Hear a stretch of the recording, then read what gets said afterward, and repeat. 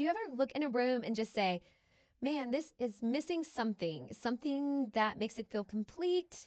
I don't know. But this is my grandkids' room, and it's got a lot of solids in here. Yeah, kind of a little blah. So I received this rug from the brand for review, and I couldn't be more excited. And let me show you why.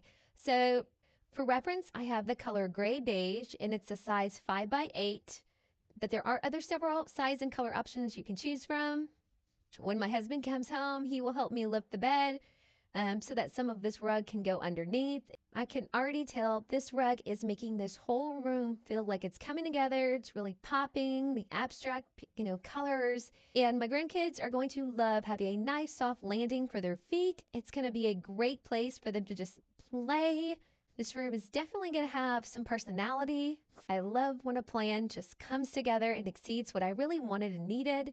So yeah, even if you use this rug in an open area like a entry, a kitchen, a hallway, this has a non-slip backing. I don't know what this material is exactly, but it's definitely a gripping type of material, and so it's going to grip the floor very nicely. Yeah, so when you're walking on it, you're not going to have to worry about you and the rug sliding across the floor.